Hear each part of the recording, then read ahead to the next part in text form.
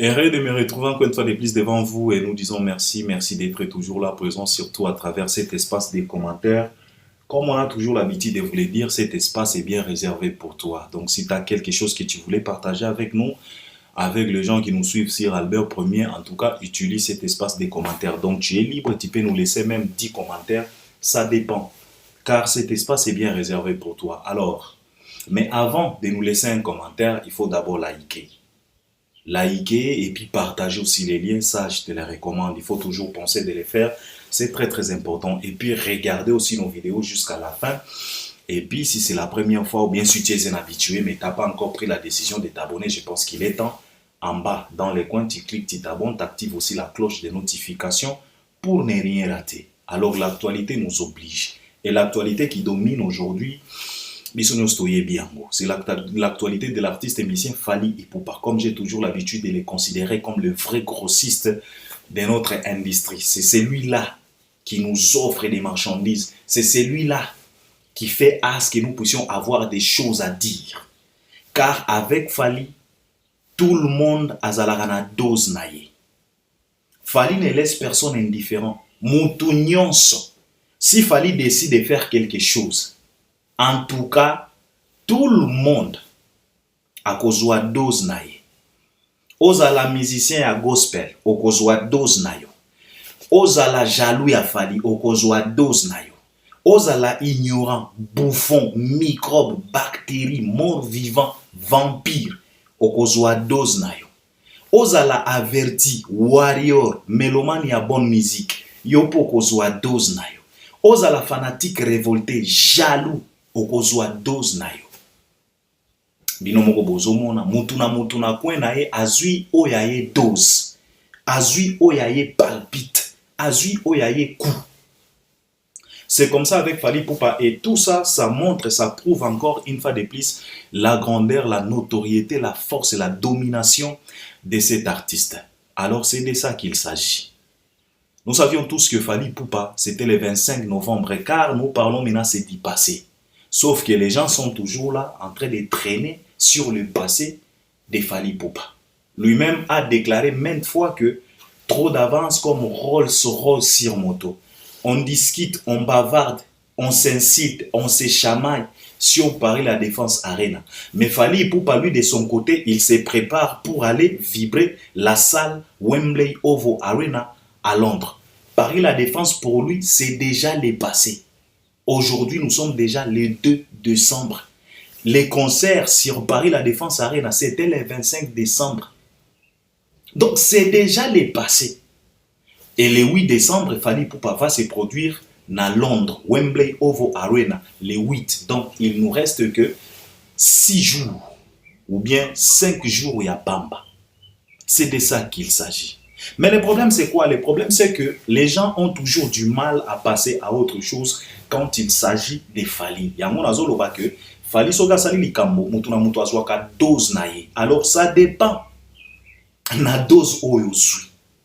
Misusu dose esili déjà bandimi ba accepté et ils ont accepté de passer à autre chose. Mais zana batu misusu dose nano esili te. Bazana nuna vertige ya Paris La Défense Arena. Et qui sont ces gens? Ce sont les fanatiques de l'artiste et musicien Ferregola, les fanatiques de l'artiste et musicien Koffi Olomide et les fanatiques révoltés et les détracteurs et les zombies et les bactéries et les microbes et les illettrés culturels et les sous-développés. Bango pena bazui dozo pena epesi bango vertige. Donc nanu bazo comprendre te. Et surtout les fanatiques de l'artiste et musicien Ferregola. Je voulais quand même rappeler ces gens. Vous savez, mes chers frères, c'est pas qu'aujourd'hui que vous avez commencé à chanter, à crier, à informer, à amplifier les choses en disant que non, Ferregola, il est mieux que Fally dans Rumba. Ce n'est pas qu'aujourd'hui, depuis la nuit des temps, vous nous avez tellement fatigués avec ça. Ferregola, il est mieux en Rumba. Vous avez même informé les Ivoiriens, vous avez même informé les Camerounais, vous avez même informé tout, donc autres communautés africaines. Donc, en tout cas, Fally là, c'est un menteur, c'est lui qui est tellement mis en rumba, c'est Ferregola. Vous nous avez tellement fatigués avec ça. Ça fait plus de 17 ans que Fally et Ferré, ils ont commencé leur carrière solo, sans pour autant dépendre d'un autre artiste. Ferré était chez Werason, Fally était chez Kofi. Mais ils ont quitté les deux leaders pour aller entamer leur carrière solo. On était là. Ce n'est pas avant Jésus-Christ, c'est après Jésus-Christ. 2000 ans après Jésus-Christ. On était là, on a vu leur commencement. Dès qu'ils ont démarré leur carrière, on était là présent. Vous nous avez chanté ici, oh Ferré, il est tellement mis en rumba qu'il Fally, jusqu'au jour d'aujourd'hui. Mais nous, on se pose quand même la question de savoir, depuis que vous aviez commencé à amplifier ça, à informer les gens, à crier que Ferré est mieux que Fally. Mais nous, on se pose la question, pourquoi celui-là que vous considérez qu'il est mieux que Fally ne fait pas des choses mieux que Fally? C'est la question qu'on se pose, qui est-ce qui manque? Pour que celui-là qui est tellement fort, qui est considéré comme le capitaine qui doit amener notre rumba à bon port, pourquoi ce capitaine-là ne fait pas des choses, ne donne pas des devoirs? Pourquoi ce capitaine est tellement incapable de mettre Fally en difficulté? Toujours comprendre. Mais tout ça, c'est quoi? C'est la mauvaise foi, la malhonnêteté. Malhonnêteté, l'ignorance et la jalousie aussi.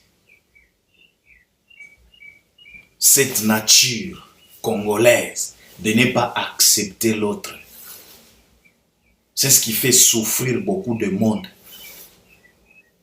Et ce qui est à la base, il y a un échec, il y a un belé. Ne pas accepter l'autre pour qu'on puisse t'accepter aussi toi demain. Ne pas apprécier les réalisations et applaudir quand l'autre fait des choses bien. C'est ce qui tue beaucoup de choses. Et tout ça, c'est la jalousie mal placée. Parfois, il faut savoir placer la jalousie. Mais vous êtes toujours incapable de pouvoir placer cette jalousie. Votre jalousie se trouve toujours mal placée. Ça fait des années, vous êtes des incapables de pouvoir placer quand même cette jalousie.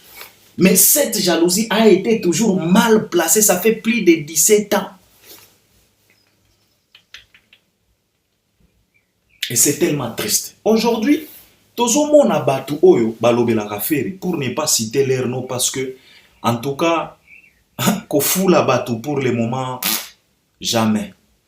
Tuba batu moko boye, oh tolobelaka Ferré, tuba mère moko boye, tuba sœur moko boye, tuba garçon, tuba basenzi moko boye, tuba sous-développé moko, tuba il est très culturel moko boye. Bazoya na baloyenge, oh Ferré, akoya kokonje, Ferré, akobeta Parc des Princes, Ferré, akoye ayemba lokola soki ndenge nini, arkeli, ye wana soki nini, akoleka Céline Dion, soki. Donc, vous savez,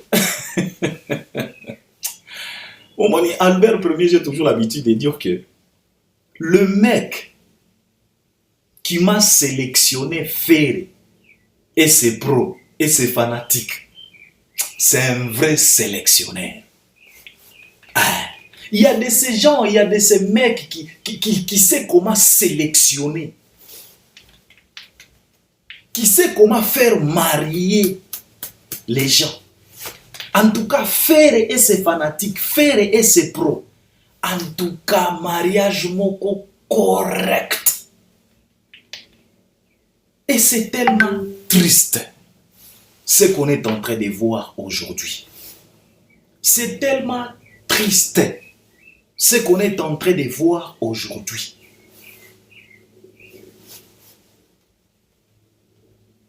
Akobeta Parc des Princes, akobeta soki nini, bandeko nanga,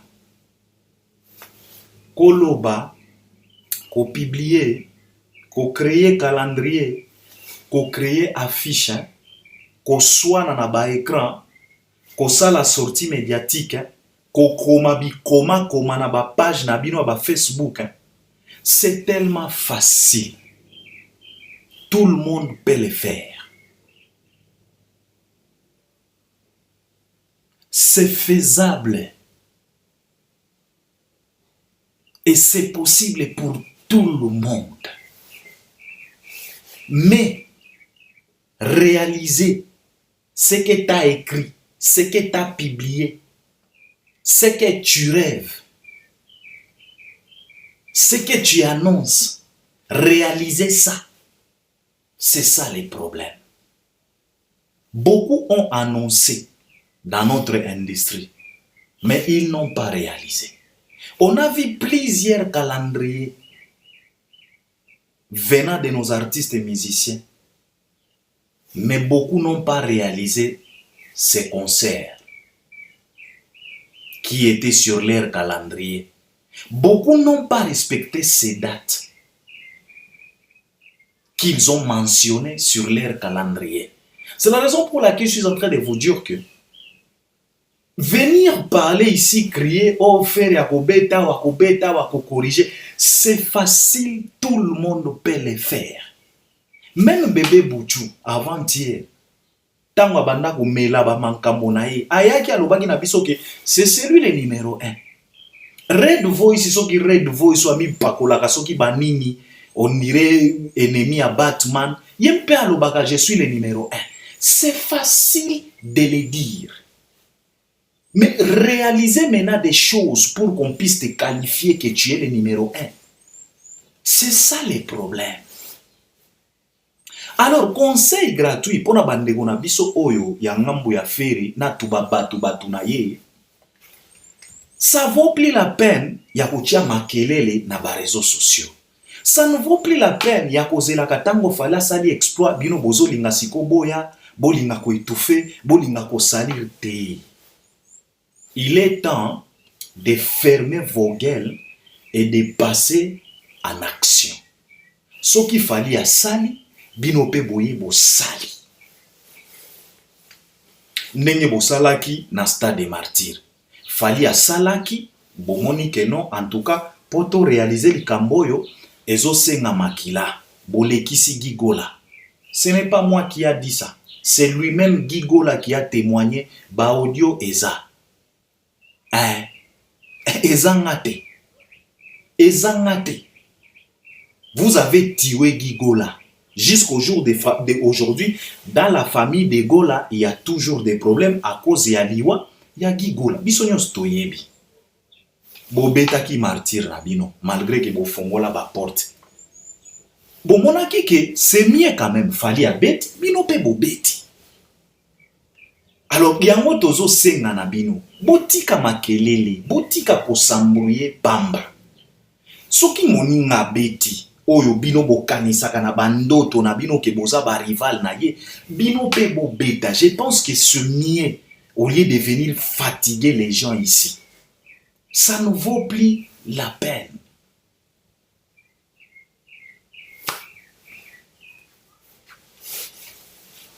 Et puis, bo créaka pe ba challenge mosusu. Bo zelaka te kaka soki fali asali likambo po motiver bino, bino pe boya kosala. Parfois bino pe bo fandara, bo sala ba stratégie. Et bo sala ba stratégie. Bo lobake non, en tout cas, biso pe to créer concept oyo, to créer likambo oyo, tika to sala. To pe sa pe fali devoir. Bozela kaka te soki fali asali eloko, soki fali a placer eloko, bino pe boya après. Non. Il faut bino pe bosala par tous les moyens possibles, bosala pe likambo. Abanda carrière solo avant bino. abimisa album na ye avant bino, abanda ba concert na ye privé ye moko sans kozala na groupe a moto avant bino, abanda kozwa ba trophée avant bino, abanda kozala nominé avant bino, abanda kobeta na Europe avant bino, azo fongola ba mankambo avant bino, abanda ba featuring avant bino, azo yemba na français avant bino, ti lelo yo kaka avant bino ata mokolo moko te boya avant Fally ke tofandi tolobi ke non, en tout cas mbalo yo fera ye avant Fally tomona te, kaka kotiela bato makelele, kaka koya konguluma awa, kaka koya kolakisa bassesse na kibusenzi na tuba mama moko mikolo, omoni kamere moko boye avant kaya ko se présenter na télévision, donc kachata 5 containers ya maquillage, donc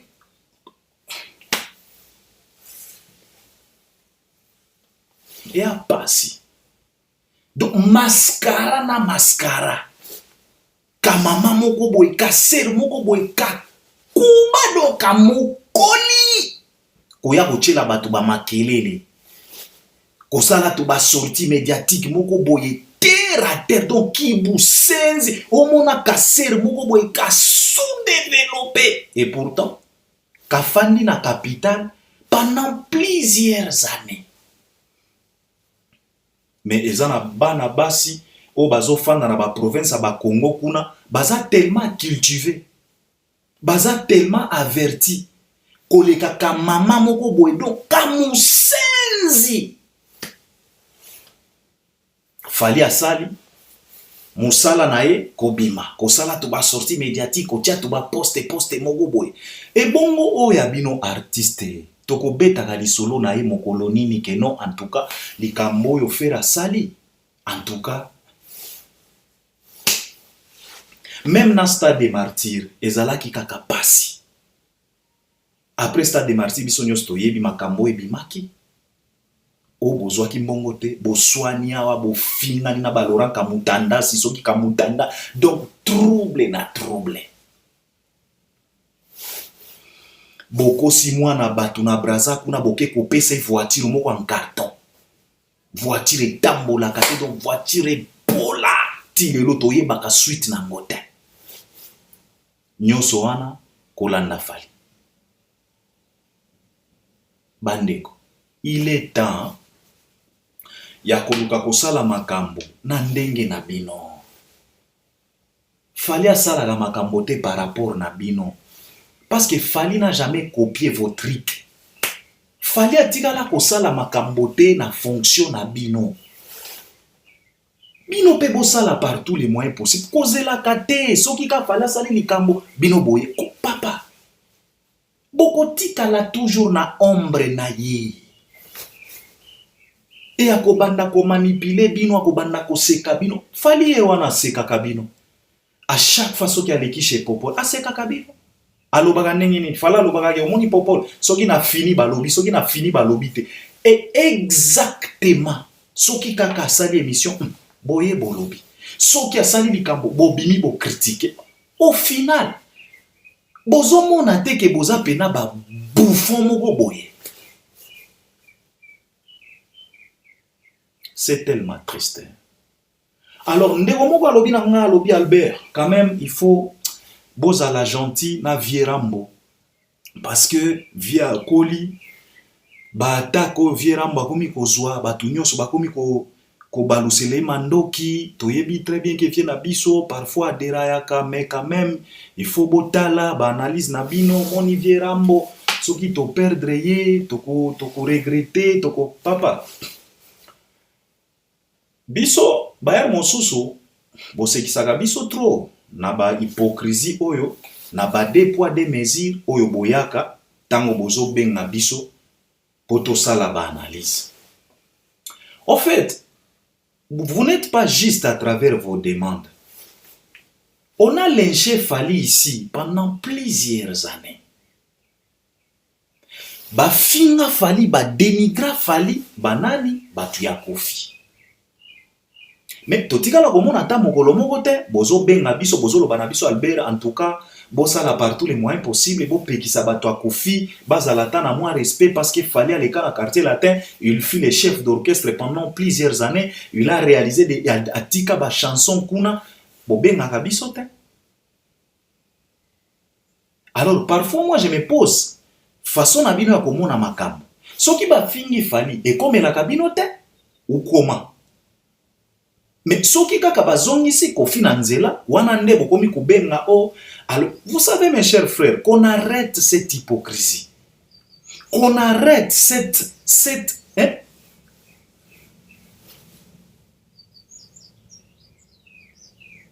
Ce n'est pas bien et qu'on aide bisoté. Ndeko moko alobi na Albert omoni pourquoi bato bazolo bakeno Kofi aza jaloux ya concert a Fali Kofi ça lui regarde pas omoni ceci cela. Vous savez mec, il y a de ces vraies questions que vous devriez vous poser, vous les fanatiques de Kofi. Bino pena bozana respect koleka ba biso yo pona Kofi, mais toyebi très bien que bolingaka Kofi koleka biso te. Biso tolingaka vie na biso wana yango tolingaka Albert premier na lobakao vie na biso sala keba obima na grande porte ya carrière na yo de peur oya obimela na fenêtre na lobaka yango. Toi tu penses que koloba ndenge wana ce n'est pas parce que naza na considération pas vie wana parce que nazo linga asili sa carrière na ye bien. Mais il y a de ces questions que bomi posaka te. Natuni bino boy parce que bino bozo lobake non bato bazo monela Kofi te. C'est lui-même Kofi qui se mélange, qui se plonge dans des sauces qu'on ne devrait pas lui retrouver là-dedans. On lui retrouve dans des casseroles qui ne sont pas appropriées. Ce qui totali grandeur naie, ce qui totali oyo asala.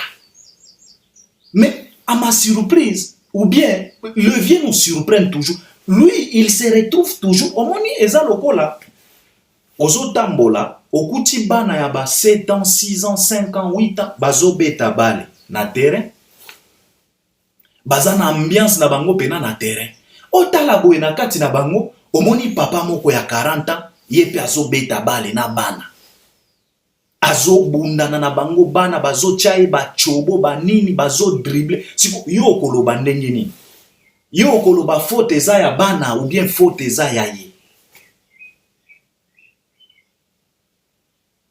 En fait c'est ce que les gens ne veulent pas yango bato bazo linga ko comprendre te. Le problème ce n'est pas nous, le problème c'est lui-même. C'est la raison pour laquelle nalobi na bino il y a de ces questions oyo bomi tunaka te. D'abord, pourquoi toujours lui? Ça, c'est la première question que vous devriez vous poser. Pourquoi toujours lui? Pourquoi on lui retrouve toujours na makambo oyo il fallait pas ba retrouver na kati? Au Congo, toza pe na vie nyoshi. Est-ce que vie nyoshi a félicité Fali pour la défense à Rennes? Je ne pense pas. Est-ce que vie nyoshi a tiata commentaire ya koloba ke leki nanga fierté? Est-ce que vie nyoshi a sali yango? Je ne pense pas. Maintenant, je vous pose la question. Est-ce que omoni ata warrior moko ou bien mélomane à bonne musique ou bien un averti à quelque fin na vie nyoshi?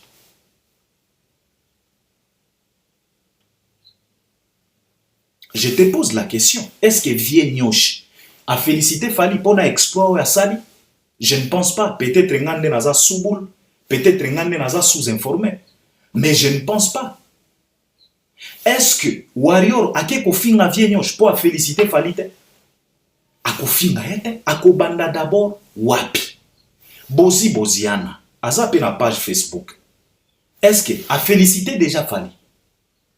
Je ne pense pas. Et pourtant bazan nzembo. Est-ce que ba Warrior ba fingi Bozi? Ba fingi Bozi te?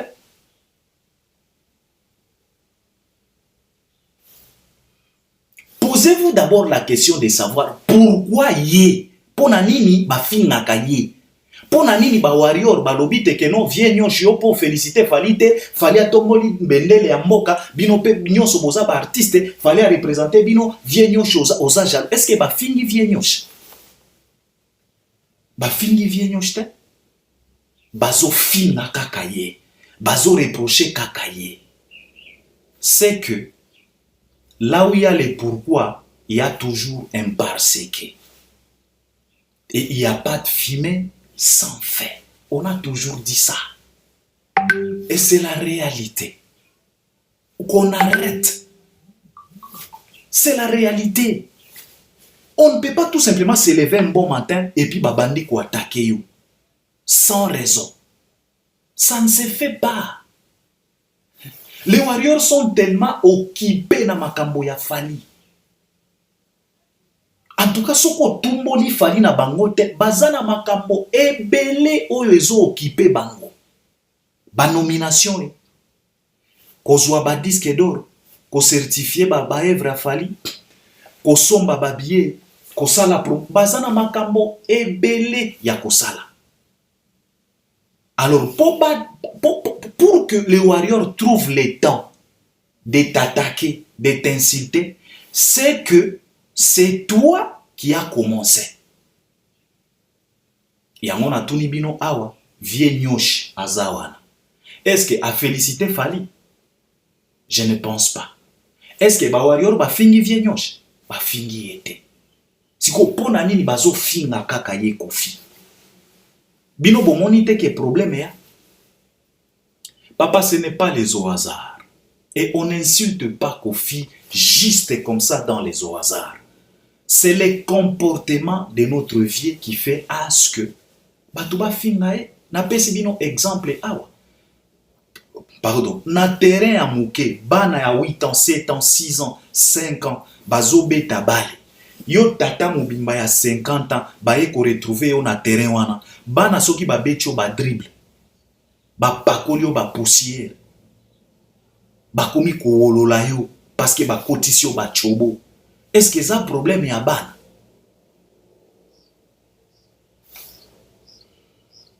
Alors qu'on nous arrête tout ça.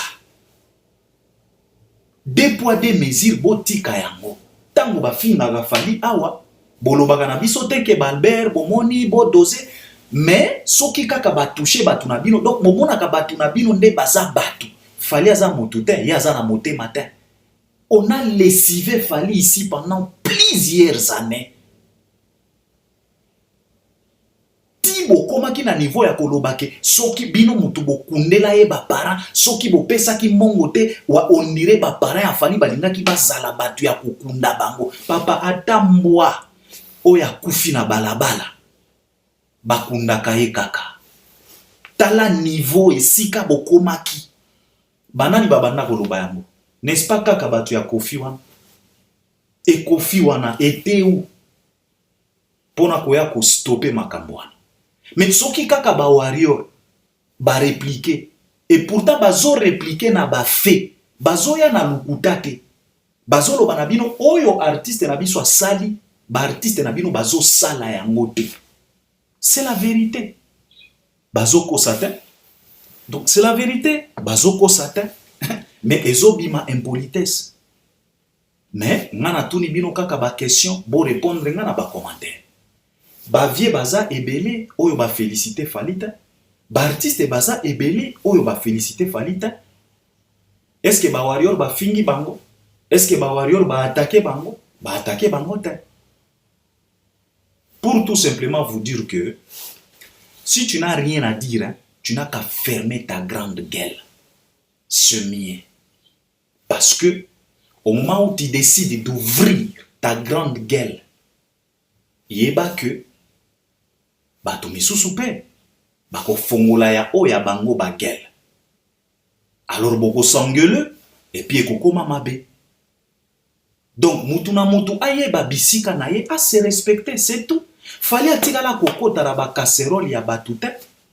Natikala komona Fally azo poster bi posta te.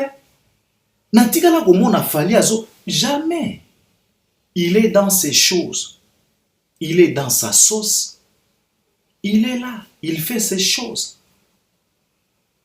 Alors qu'on nous arrête. Deux poids, deux mesures, yango tozo boya. Soki bazo finga fali, il faut boya kape koloba na biso ki Albert. Bino pe bo dozaka batu wana. Eza te ke tango bazo finga fali, biso to sepela, bino bo beta maboko. Mais tango ba oya fali ba ko répliquer nde komi ba leçon morale. Oh Albert Bomoni vient na biso wana koli, mais yende mutu ayebi âge na ye. Ami batela.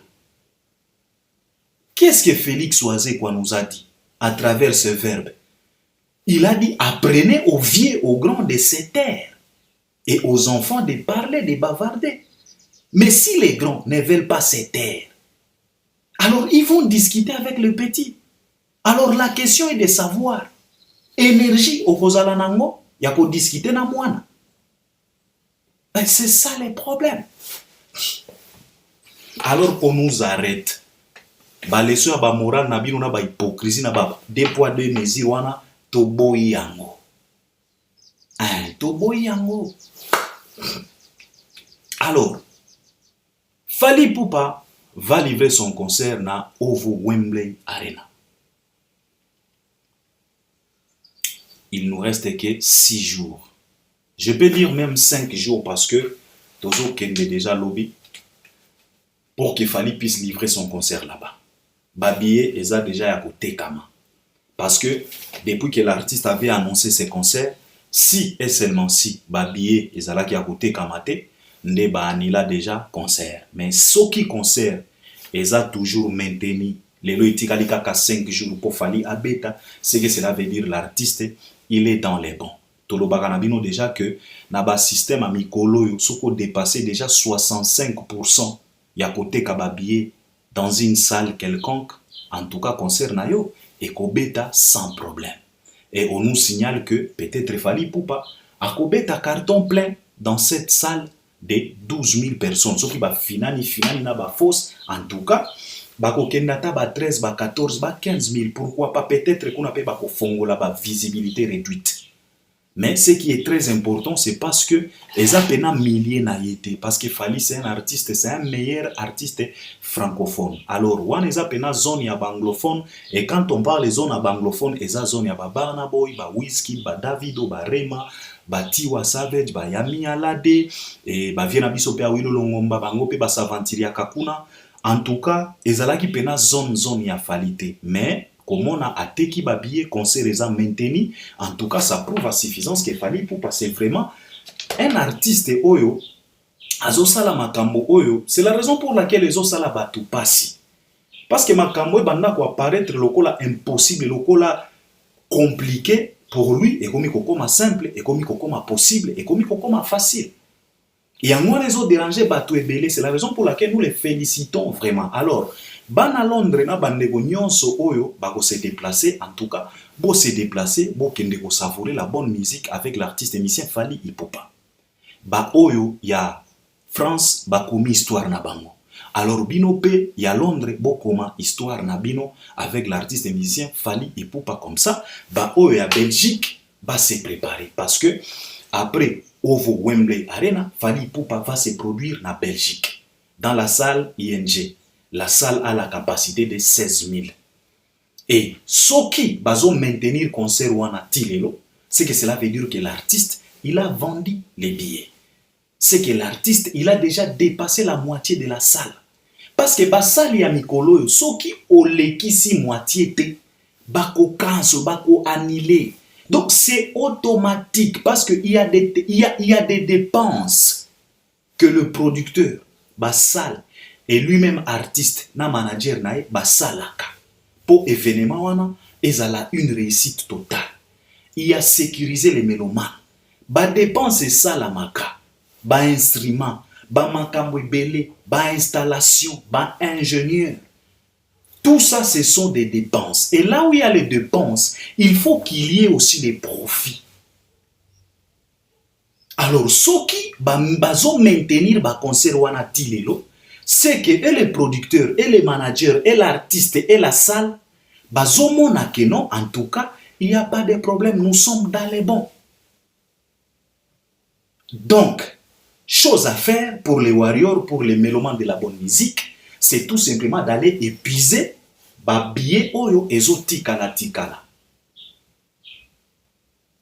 omoni ba façon na biso ba congolais ko sombaka ba mamankambo à la dernière minute bino moko botali ndenge nini concert il fallait banda 20h na Paris la Défense Arena et bandi 21h pour na ba retard.